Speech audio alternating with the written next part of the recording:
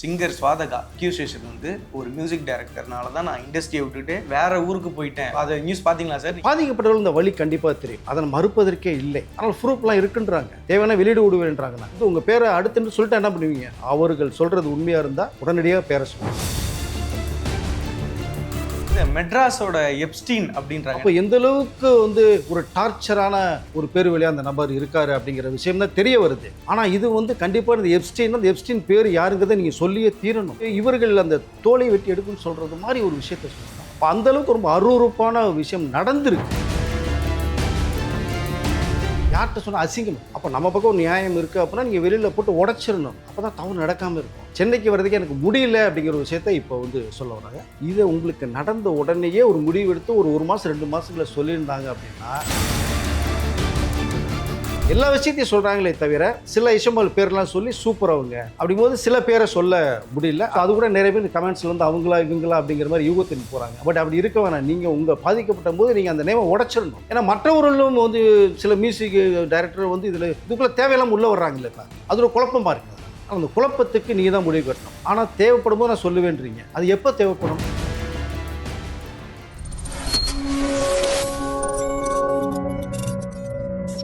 Colour கண்ணாடி viewers எல்லாருக்கும் மிகப்பெரிய ஒரு வணக்கம். இன்னைக்கு சோஷியல் மீடியா ஃபுல்லாக ஒரு சிங்கர் அண்ட் வந்துட்டு மியூசிக் டைரக்டர் இவங்களை பற்றியான கான்ட்ரவர்சி தான் இன்னைக்கு சோஷியல் மீடியா ஃபுல்லாக போயிட்டு இருக்கு. இது பற்றி நம்மள்ட்ட வந்து பேசுறதுக்காக வந்திருக்காங்க மூத்த பத்திரிகையாளர் திரு வெங்கடேஷ் அவர்கள். சார் வணக்கம். வணக்கம். எப்படி இருக்கீங்க? நல்லா இருக்கு. Okay sir. அந்த சிங்கர் ஸ்வாதகா, ஸோ அவங்க வந்து ஒரு அக்யூசேஷன் வந்து ஒரு மியூசிக் டைரக்டர்னால தான் நான் இண்டஸ்ட்ரியை விட்டுட்டு ஊரை விட்டுட்டு வேற ஊருக்கு போயிட்டேன் அப்படின்னு சொல்லி ஒரு நியூஸ் இருந்துச்சு. அது பரவாயில்ல, நம்ம இந்த மாதிரியான விஷயங்கள் பேச மாட்டோம். பட் ஆனால் அவங்க சொல்கிற ஒரு சில வார்த்தைகள்னால நம்ம அதை அட்ரஸ் பண்ண வேண்டிய இடத்துல இருக்கோம். ஸோ அதை நியூஸ் பார்த்தீங்களா சார்? நீங்கள் என்ன நினைக்கிறீங்க? அது இல்லை, பார்த்தேன். அது வந்து ஒரு தொடர்கதையாகவே இருக்குது. நிறைய சம்பவங்கள் இது மாதிரி நடந்ததை நம்ம கேட்டிருக்கோம், பேசியிருக்கோம். ஆல்ரெடி பார்த்தீங்க அப்படின்னா இதுக்கு முன்னாடியே பார்த்தீங்கன்னா ஒரு சிங்கருடைய மிகப்பெரிய ஒரு கம்ப்ளைண்ட் ஒன்று இருக்குது. அவர் மிகப்பெரிய ஒரு கவிஞர் தான், டாப்பில் இருந்த ஒரு கவிஞர் தான். பட் இடையில அது ஒரு பெரிய பிரச்சனை இன்ன வரைக்குமே ஓடிட்டுருக்கு. ஸோ பல வருஷங்களாகவே. அப்புறம் ஒரு நடிகர் வந்து ஒரு நடிகை பற்றி ஒரு மேடையில் பேசுனது, அதுலேருந்தே அவர் அதில் வந்து தூக்கி எறியப்பட்ட ஒரு சம்பவங்கள். இது வந்து ஒரு முற்றுப்புள்ளி வைக்கணும். ஸோ அதுக்கு ஒரு கமா வச்சுட்டே போகிறாங்க. என்னை பொறுத்த கமா வைக்கக்கூடாது, ஒரு ஃபுல் ஸ்டாப் வைக்கணும். உங்களுக்கு ஒரு சம்பவம் நடக்குதா, அதாவது ரொம்ப ஃபெமிலியரான ஒரு ஃபேஸ். ஸோ சினிமா ஃபீல்டுங்கிறது வந்து வெரி ஃபோக்கஸ்ட். உங்களுக்கு ஒரு அசம்பாவிதம் நடக்குது, நீங்கள் பாதிக்கப்பட்டிருக்கீங்க அப்படின்னா, ஒரு சம்பவம் நடந்துருச்சு அப்படின்னா ஒரு தடவை 2 தடவைக்கு பார்த்துட்டு உடனடியாக வந்து அதுக்கு வேண்டிய ஒரு ஸ்டெப் எடுத்தால் அந்த தவறு வந்து அடுத்து இந்த நடக்காமல் இருக்கும். மற்றவர்களுக்கு வந்து ஒரு அலர்ட் பண்ணுறது மாதிரி இருக்கும். அது வந்து கொஞ்சம் தவிர்த்து பல மாதங்களில் வருஷங்கள் கழித்து தான் ஒரு விஷயமே வருது. ஏற்கனவே சொன்னது மாதிரி அந்த பாடகை கூடி சொல்லும்போது கிட்டத்தட்ட ஒரு 10-12 வருடங்களுக்கு முன்னாடி அப்படிங்கிற சம்பவம் வரும்போது ஷாக். இத்தனை வருடங்கள் ஏன் அமைதியாக இருந்தாங்க? ஒரு விஷயத்த சொல்லிடணும். அப்போ நம்ம பக்கம் ஒரு நியாயம் இருக்குது அப்படின்னா நீங்கள் வெளியில் போட்டு உடச்சிடணும். அப்போ தான் தவறு நடக்காமல் இருக்கும். இப்போ இவர்கள் கூட வந்து ரொம்ப கஷ்டப்பட்டு தான் இந்த ஃபீல்டுக்கு வந்தாங்க. மதுரை சேர்ந்தவர்கள், ஒரு சகோதரி கூட மாயா, நம்ம பிக் பாஸ் வந்தவர்கள். இப்போ போல்டான ஒரு பெண்மணி அவங்களுடைய சிஸ்டர் தான் அவங்க. கர்நாடகில் முறைப்படி சங்கீதம் கற்றுக்கிட்டவங்க. ஒரு கிட்ட 15 வருடமாக இசைத்துறையில் இருக்காங்க. அவர்கள் குற்றம் சுமத்தப்படுகிற அந்த இசைப்பாளர்கிட்ட வந்து சவுண்ட் இன்ஜினியராக ஒர்க் பண்ணியிருக்காங்க. சிஸ்டமேட்டிக் இந்த ப்ரொடக்ஷன் ஃபுல்லாக பார்த்துருக்காங்க. எவ்ரிதிங் ஆல்ரவுண்டராக இருந்திருக்காங்க. Very good. பட் உங்களுக்கு ஒரு சம்பவம் நடந்துருச்சு. இன்றைக்கி வந்து இவ்வளோ போராடி ஒரு இடத்துக்கு கஷ்டப்பட்டு நீங்கள் வந்தீங்க, ஃபேமிலி பேக்ரவுண்ட் வந்தோம்னு சொல்ல போகிறீங்க. நிறைய பணம் காசு இழந்துட்டேன் அப்படின்றீங்க. ஓகே, உங்களுடைய அந்த வளர்ச்சி, ஒரு முன்னேற்றம் வந்துட்டீங்க, ஒரு ஃபோக்கஸ் ஆகிடுச்சு. அடுத்த இசைத்துறை நீங்கள் ஒரு மியூசிக் ஆகிருக்கலாம், இன்னும் கொஞ்சம் போராடி தான் ஆயிருந்திருக்கலாம். பட் அங்கே ஒரு சின்ன தவறு நடக்குது. இன்றைக்கி ரொம்ப ஃபீல் பண்ணி என்னால் இருக்கவே முடியல, இந்த ஆண்கள்னாலே எனக்கு வெறுப்பு வருது. பாதிக்கப்பட்டவர்கள் இந்த வழி கண்டிப்பாக தெரியும், அதை மறுப்பதற்கே இல்லை. கண்டிப்பாக இந்த சம்பவம் நடக்கவே கூடாது, எந்த பெண்ணுக்குமே நடக்கக்கூடாது. நீ இசைத்துறையில் உங்களை தேடி வர்றாங்க அப்படின்னா நீ ஒரு உச்சத்தில் இருக்கிற ஒரு நபர் அப்படிங்கும்போது உங்களை தேடி வாய்ப்பு கேட்க வர்றாங்க. சரினா நீங்கள் அவர்களுக்கு ஒரு வழிகாட்டியாக குருவாக இருக்கணும், அதுதான் முறை. இப்போ அந்த குருஸ்தானத்துலேருந்து நீங்கள் இறங்கி வந்து கொஞ்சம் கீழ்த்தரமாக ஒரு விஷயத்தை நீங்கள் பண்ணும்போது அந்த பெண்மணி என்ன பண்ணுவாங்க? தனி ஒரு போராட்டம் தான். யார்கிட்டையும் சொல்ல முடியாத சூழ்நிலை போய் தள்ளப்படுவாங்க. யார்கிட்ட சொன்னால் அசிங்கமாக. ரெண்டாவது பார்த்தீங்கன்னா அந்த சுவேதாவை கூட பார்த்தோம்னா அவ்வளோ அசிங்கப்படுத்தியிருக்காங்க என்னோடய சுற்று வட்டாரத்தில். ஃபேமிலியில் கூப்பிட்டு என்னை வந்து ரொம்ப பண்ணாலும் என்னால் இங்கே இருக்கவே முடியாமல் ரிஷிகேஷில் போய் செட்டில் ஆகிட்டாங்க. கிட்டத்தட்ட 5-6 வருஷமாச்சு. அங்கே ஒரு 3-4 கடைகள் வச்சு எக்ஸ்போர்ட் இது வச்சு விட்டு அங்கே பிஸ்னஸ் பார்த்துட்டு வச்சுட்டு அங்கேயே நான் இருக்கிறேன். சென்னைக்கு வர்றதுக்கு எனக்கு முடியல அப்படிங்கிற ஒரு விஷயத்தை இப்போ வந்து சொல்ல வராங்க. இது கிட்டத்தட்ட கூட இப்போ காலம் கடந்து போல, ஆனால் ஆயிடுச்சு 5 வருஷத்துக்கு மேலே ஆயிடுச்சுன்னு நினைக்கிறேன். இப்போ சொல்ல வேண்டிய நோக்கம் இனிமேல் வரவர்கள் வந்து சரியாக இருக்கணும், இந்த தவறு நடந்துடக்கூடாது அப்படின்னு. இதை உங்களுக்கு நடந்த உடனேயே ஒரு முடிவு எடுத்து ஒரு மாதம் 2 மாதத்துக்குள்ள சொல்லியிருந்தாங்க அப்படின்னா ரொம்ப சிறப்பாக இருந்திருக்கும். 5 வருஷ கேப்பில் என்ன நடந்ததுங்கிறது வேறு தெரியாது இல்லை. அப்போ நீங்கள் கடந்து போயிட்டு சரி நம்ம தப்பிச்சா போதும் அப்படின்றது மாதிரி போகிறது வந்து மிகப்பெரிய ஒரு தவறு. உங்களுக்கு ஒரு சம்பவம் நடந்த மாதிரி தான் மற்றவர்களுக்கும் வந்து நடக்கிற வாய்ப்பு இருக்கும். அதை தட்டி கேட்குற உரிமை உங்களுக்கு இருக்குது. பட் ஒன்றும் இல்லை, இப்போ விஷயத்தை சொல்ல வராங்க. பட் இன்னும் அவர் வந்து எல்லா விஷயத்தையும் சொல்கிறாங்களே தவிர சில விஷயங்கள் பேர்லாம் சொல்லி சூப்பரவங்க அப்படிங்கும்போது சில பேரை சொல்ல முடியல. அதில் ஒரு நபராக இருக்காங்க, இந்த இசையமைப்பாளர் இருக்காங்க. ஸோ அது கூட நிறைய பேர் கமெண்ட்ஸில் வந்து அவங்களா இவங்களா அப்படிங்கிற மாதிரி யூகத்தின் போகிறாங்க. பட் அப்படி இருக்க வேணாம். நீங்கள் உங்கள் பாதிக்கப்பட்ட போது நீங்கள் அந்த நேமை உடைச்சிடணும். ஏன்னா மற்றவர்களும் வந்து சில மியூசிக் டைரக்டர் வந்து இதுக்குள்ளே தேவையில்லாமல் உள்ளே வர்றாங்கல்ல. இப்போ அது ஒரு குழப்பமாக இருக்குது. அதனால் அந்த குழப்பத்துக்கு நீங்கள் தான் முடிவு கட்டணும். ஆனால் தேவைப்படும் போது நான் சொல்லுவேன்றீங்க. அது எப்போ தேவைப்படும்? இன்னும் 2 வருஷம் கழிச்சு போனால் என்ன பண்ண முடியும்? அதுக்குள்ளே சம்பவம் இன்னும் நிறைய நடந்து முடியும். அதனால் சின்ன பசங்க வந்து வந்தால் கூட, பாடல் வந்தால் கூட அதை சிசிடிவியில் பார்ப்பாங்க, செய்வாங்க.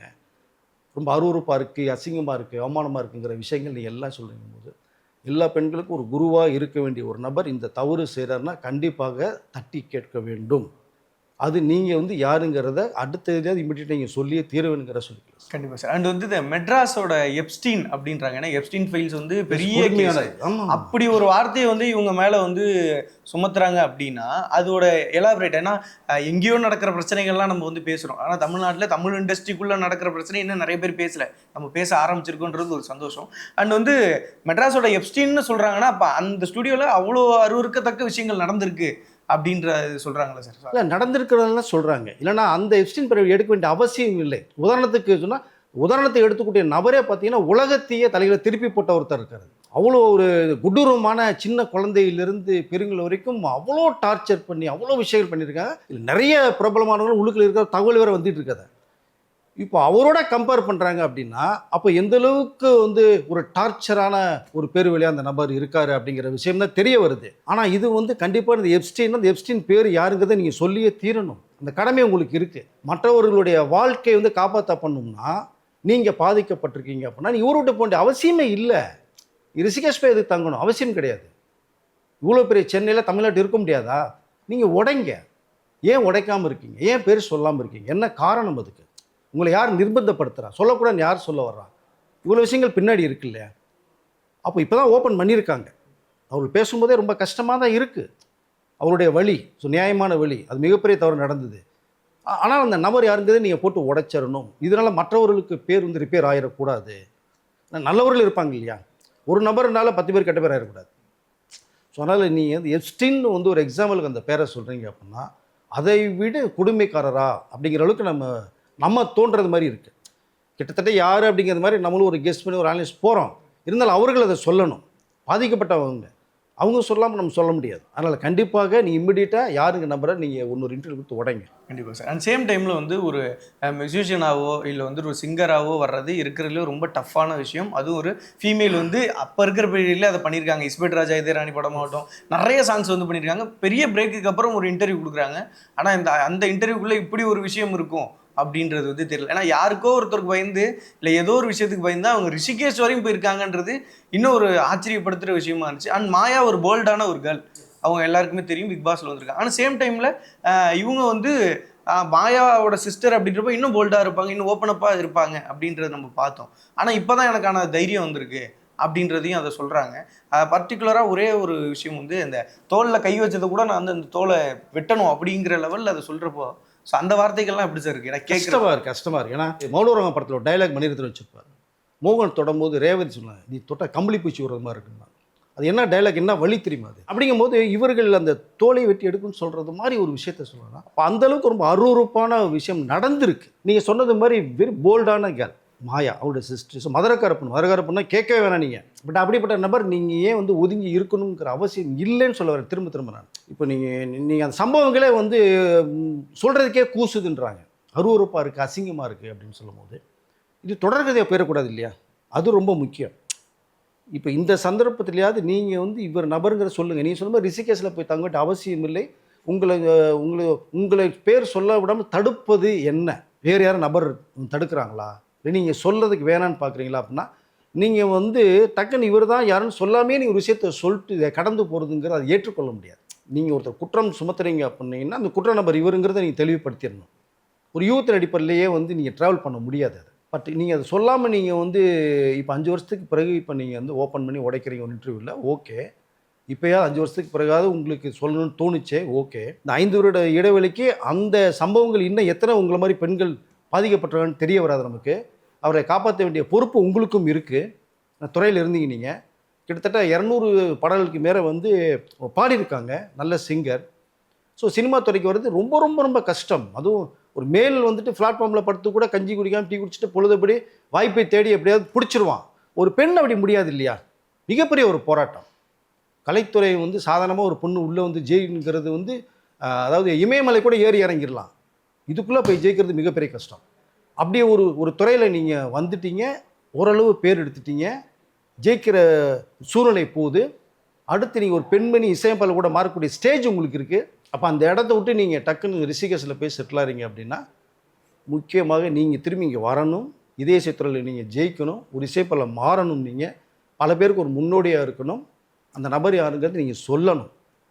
அதுதான் முன்னாடியே சொன்னேன். இதுக்கு ஒரு ஃபுல் ஸ்டாப் யாராவது ஒருத்தர் வைங்க. வைக்காமல் இவங்க தொடர்ந்துக்கிட்டே போனால் என்ன அர்த்தம்? இப்போ கூட கேரளாவிலேருந்து டிவி ஆர்டிஸ்ட் வர ஒரு குக் கிராமத்தில் கேரளாவிலேருந்து நான் கஷ்டப்பட்டு வந்து இங்கே டிவி சீரியல் நடித்து பண்ணுறேன், இவ்வளோ டார்ச்சர் தங்குதுன்னு ஒரு பேட்டி ஒன்று கொடுத்தாங்க. இப்போ 2 நாளைக்கு முன்னாடி. இப்போ பெண்களுக்கு இந்த மாதிரி நிறைய வரிசையாக நடக்குங்கிறது வந்து ரொம்ப கொடுமையான விஷயம், ஏற்றுக்கொள்ளவே முடியாது. அதை இவர்களாவது வந்து என்னென்னா, ஒரு குருஸ்தானத்தில் இருக்கீங்க, ஒரு பெரிய பதவியில் உங்களுக்கு ஒரு மரியாதையோடே வருவாங்க. அந்த மரியாதையை காப்பாற்ற இடத்துல நீங்கள் இருக்கீங்க. அப்போ நீங்கள் எல்லாத்தையும் வழிகாட்டியாக இருக்கணும்ல. ஸோ ஒரு குருங்கிறவர் யார் உங்களுக்கு? அதை இப்போ நீங்கள் வழிநடத்திய போது தான் அவங்க வருவாங்க. நீங்களே மோசமாக இருந்தால் யார் அந்த இசையமைப்பாளர்?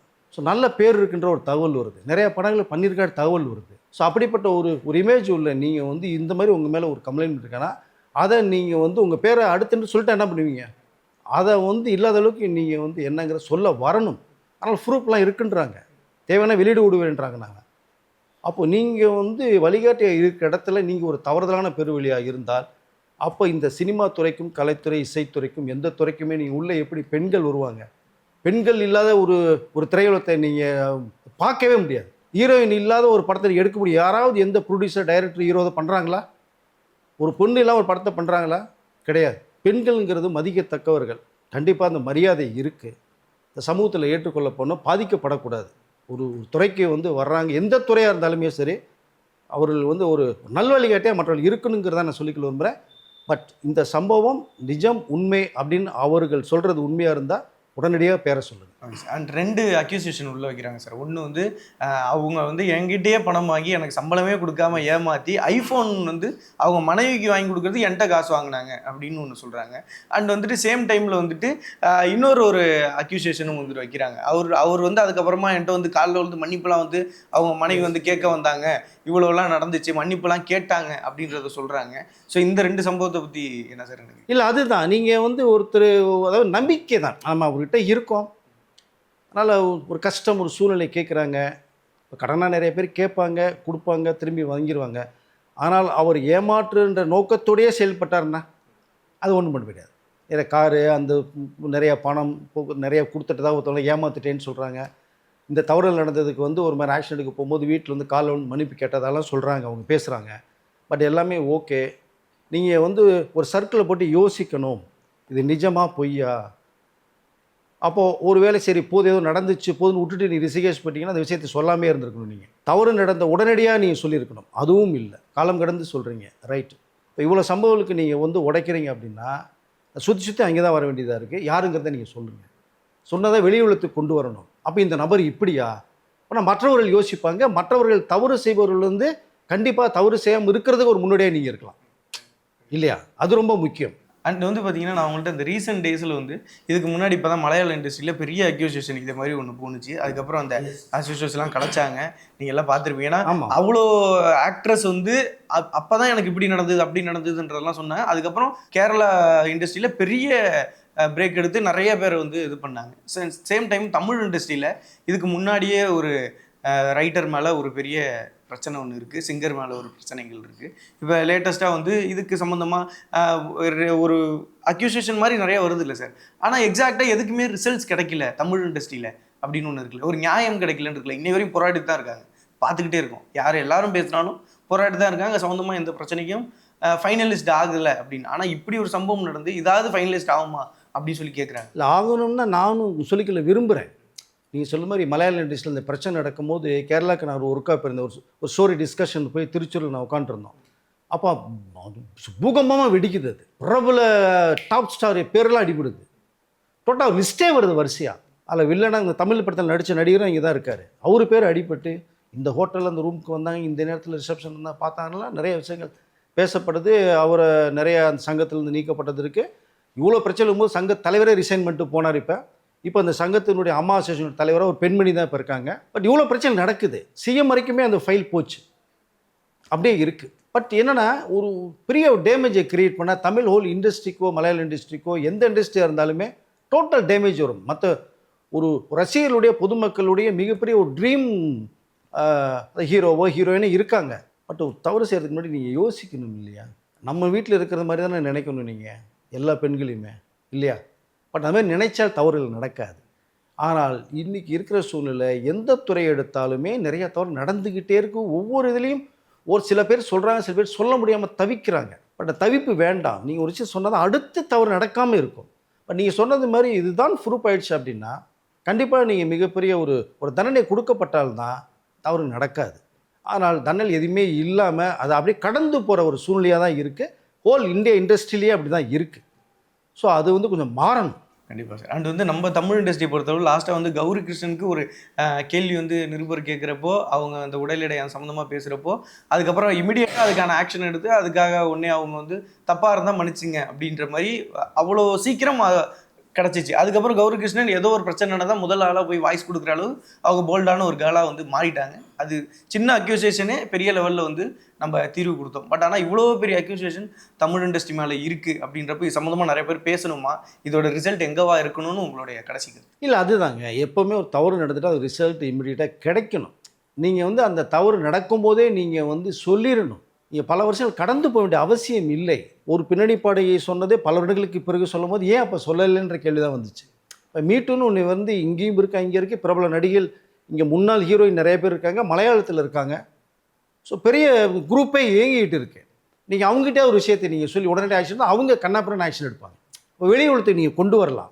ஸோ அதை சொல்லணுங்கிறது தான் என்னுடைய பதிலாகவும் இருக்குது. நீங்கள் சொல்லாமல் போனீங்க அப்படின்னா தண்டனைகள் கிடைக்காது, குற்றங்கள் அதிகரிக்க தான் செய்யும்.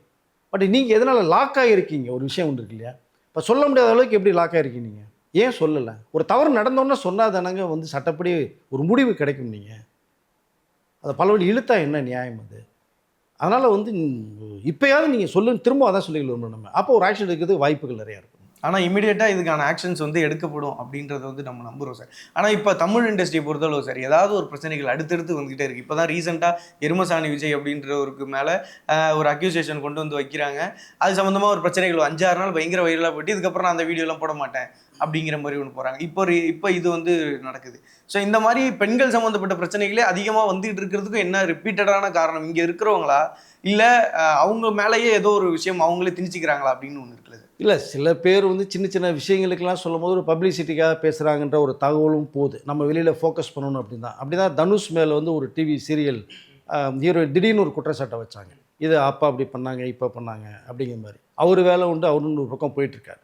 இது மாதிரி குற்றச்சாட்டுகள் அவர் மேலே வரிசையாக வந்துக்கிட்டே இருந்தது, கடந்து போனாங்க. இப்போ தான் சமயத்தில் ஒரு வருஷமாக வராமல் இருக்குது. எந்த நேரத்தில் பூமி வெடிக்கிறமே தெரிய மாட்டேன்ட்டு. எது காரணம் அவர் காரணம்னு சொன்னாங்க. இப்போ அதனால் எந்த டிவி சீரியலோ இல்லை இசைத்துறையோ ஆக்டிங்கோ எதுவாக இருந்தாலுமே இந்த வரிசையாக தொடர்ந்துக்கிட்டே இருக்கிறதுனால இதுக்கு ஒரு முற்றுப்புள்ளி வைக்கணும் அப்படின்னா பாதிக்கப்பட்டவர்கள் கடுமையான ஒரு நடவடிக்கை எடுக்கணும்.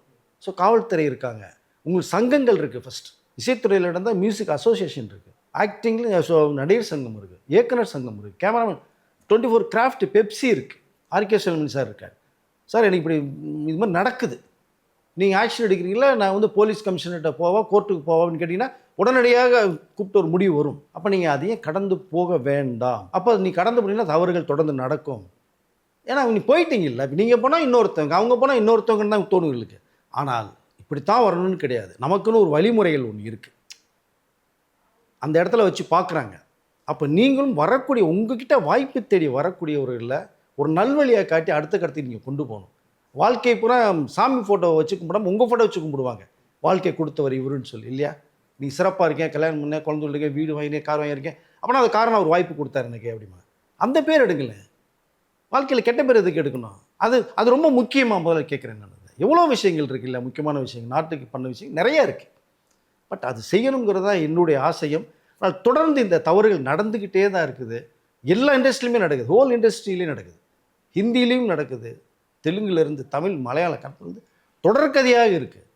இனிமேல் தொடராமல் இருக்க வேணுங்கிறத நான் சொல்லிக்கல விரும்புகிறேன்.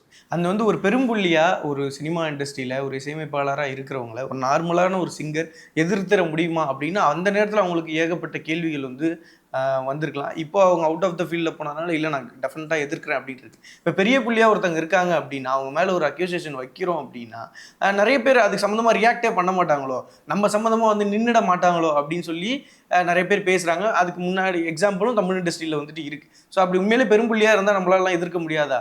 ஏங்க முடியாது. சட்டம் அதுக்கு வந்து ஒத்துழைப்பு தரதுக்கு ரெடியாக இருக்காங்க, காவல்துறையும் இருக்காங்க. பட் அதுக்காக பயந்துக்கிட்டே இருந்தால் அந்த பெரும்புள்ளின்னு பயந்துட்டு இருந்தால் உங்கள் வாழ்க்கையை நேர்ந்து இன்னும் மற்றவர்களுடைய வாழ்க்கையை ஸ்பாயில் ஆகும் இல்லையா? ஒருத்தர் துணிஞ்சா தானங்க நீங்கள். இந்த துணிவு நீங்கள் காலதாமதப்படுத்த தவறுகள் அதிகமாகிட்டே போகும். இப்போ அவங்களுடைய இன்ஃப்ளூயன்ஸ் அதிகமாகிட்டே போகும். இப்போ கூட காஸ்டியூம் டிசைனர் வந்து மிகப்பெரிய ஏற்கனவே கல்யாணம் ஆனவர் இல்லை ரியாலிட்டி ஷோ பண்ணுறாரு, இப்போ ப்ரூஃப் ஆகிடுச்சு.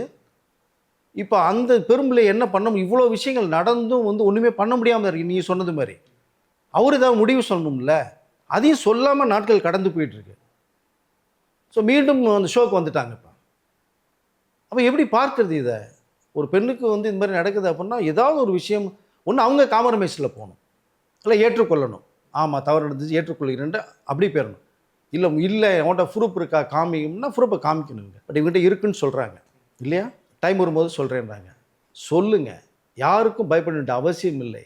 உங்கள் பேரண்ட்ஸுக்கு பயப்படுங்க, உங்களை படித்த கடவுளுக்கு பயப்படுங்க. எந்த பெரும்புள்ளியாக இருந்தானா உங்களுக்கு ஒரு பாதிப்பு வரும்போது நீங்கள் சொல்லிடணும். சட்டம் கண்டிப்பாக தன் கடமையை செய்யும், அது ஒன்றும் மாற்றுக்கிறது இல்லை. ஒதுங்கி போக வேண்டாம். Okay sir. அண்ட் வந்துட்டு பார்த்தீங்கன்னா இந்த பிரச்சனை பற்றியும் இந்த பிரச்சனைக்கான முழு தீர்வும் இனிமேல் வந்து கிடைக்கும் அப்படின்னு சொல்லிட்டு நம்புகிறோம். அண்ட் நிறைய உண்மையான நேர்மையான தகவலுக்கு மிகப்பெரிய ஒரு நன்றி சார். இதுக்கப்புறம் நம்ம பேசுனதுக்கப்புறம் இன்னும் நிறைய பேர் பேசுவாங்க அப்படின்னு சொல்லிட்டு நம்புகிறோம் சார். நன்றி சார். நன்றி சார்.